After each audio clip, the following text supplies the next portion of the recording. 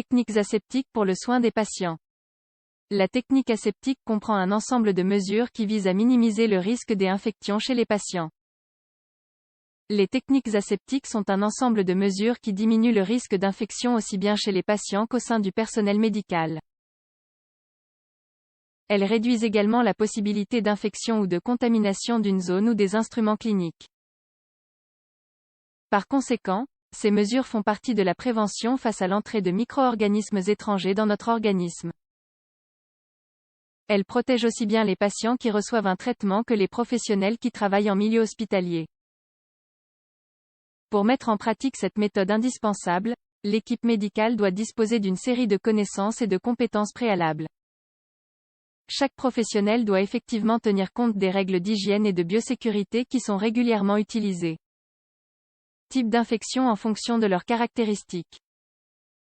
Les infections nosocomiales sont celles qui se développent en milieu hospitalier. Les techniques aseptiques ont pour objectif de minimiser le développement des infections nosocomiales. De ce fait, elles permettent d'améliorer la qualité de soins du patient et garantissent aussi bien sa sécurité que celle de l'équipe médicale au sein de l'établissement. Par ailleurs, la communauté la plus proche est également protégée car l'altération pourrait se propager lors de processus invasifs tels que les interventions chirurgicales. En effet, durant ce type de procédure, le groupe de spécialistes est en contact direct avec les tissus du patient. De nos jours, nous pouvons classer les infections en fonction de différents facteurs. D'une part, il existe des infections endogènes et exogènes. Ainsi, elles se distinguent selon que le micro-organisme problématique provient de l'environnement interne ou externe. Il existe aussi d'autres critères de classification en fonction du type de micro-organisme, du mode de contagion et s'il s'agit d'une infection intra- ou extra-hospitalière. Différents types de techniques aseptiques. Actuellement, les professionnels doivent suivre un ensemble de normes pour manipuler les instruments médicaux. Ces normes sont également nécessaires dans d'autres situations de soins du patient. En outre, elles sont indispensables pour prévenir la propagation des infections comme c'est le cas de l'isolement. La plupart du temps, le groupe de spécialistes doit travailler avec du matériel stérile. Ce dernier est généralement recouvert d'une couche non stérile et en contact permanent avec l'environnement extérieur.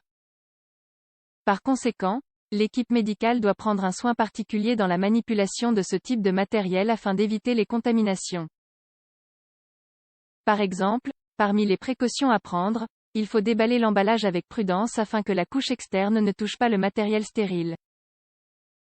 De même, les instruments doivent être manipulés à tout moment avec des gants stériles. Le contact de ce matériel avec d'autres matériaux contaminés ou exposés aux conditions environnementales doit être évité.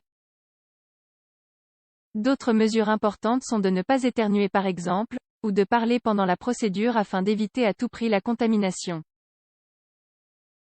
Autres normes de techniques aseptiques.